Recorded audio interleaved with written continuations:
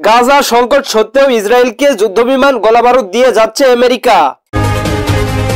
Gaza Israeli যুদ্ধাপরাধের ব্যাপারে আন্তর্জাতিক উদ্বেগ উপেক্ষা করেই দখলদার দেশটির কাছে আরো $8 বিলিয়ন অস্ত্র বিক্রি করছে আমেরিকা। জো বাইডেন প্রশাসন সম্প্রতি এ সংক্রান্ত প্রস্তাব সম্পর্কে মার্কিন কংগ্রেসকে অবহিত করেছে। এই চুক্তি বাস্তবায়নে হাউস অফ রিপ্রেজেন্টেটিভ এবং সিনেটের অনুমোদন প্রয়োজন, যার মধ্যে যুদ্ধবিমান ও সামরিক হেলিকপ্টারের জন্য গোলাবারুদ এবং আর্টিলারি শেল অন্তর্ভুক্ত। এই প্যাকেজটিতে ছোট আকারের বোমা এবং ওয়ারহেডও অন্তর্ভুক্ত হয়েছে।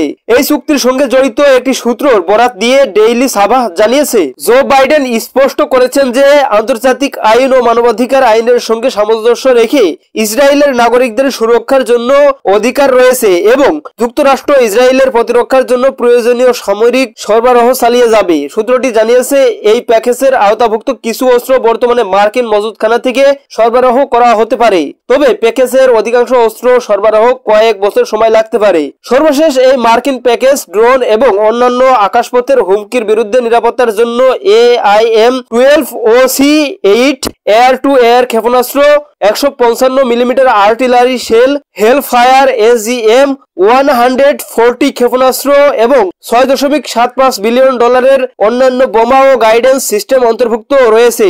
যদিও এই বিষয়ে মার্কিন ও ইসরায়েলি প্রশাসনের কোনো মন্তব্য পাওয়া যায়নি। এদিকে গত কয়েক মাস ধরেই বিশ্বব্যাপী বিক্ষোভকারীরা ইসরায়েলের বিরুদ্ধে অস্ত্র নিষেধাজ্ঞার দাবি জানিয়ে আসছে।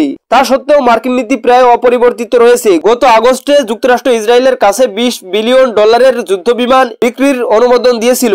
এ বিষয়ে বাইডেন প্রশাসন বলছে, তারা গাজায় হামাস, লেবানন ও হিজবুল্লাহ এবং ইয়েমেনের হুতি বিদ্রোহীদের মতো ইরান সমর্থিত গোষ্ঠীগুলোর বিরুদ্ধে আত্মরক্ষার জন্য ইসরায়েলকে সহায়তা করছে। তীব্র আন্তর্জাতিক সমালোচনার মুখে এবং গাজায় ইসরায়েলের গণহত্যামূলক যুদ্ধেও যুক্তরাষ্ট্র দখলদার দেশটির পাশে দাঁড়িয়েছে, যার ফলে অবরুদ্ধ গাজায় এখন পর্যন্ত 45,805 জন ফিলিস্তিনি প্রাণ হারিয়েছেন। তাদের মধ্যে বেশিরভাগই নারী ও শিশু। দর্শক, এই ছিল আজকের সর্বশেষ আপডেট নিউজ। সকল প্রকার আপডেট নিউজ সবার আগে পেতে আমাদের চ্যানেলটি সাবস্ক্রাইব করে পাশে থাকুন। ধন্যবাদ সবাইকে। আল্লাহ হাফেজ।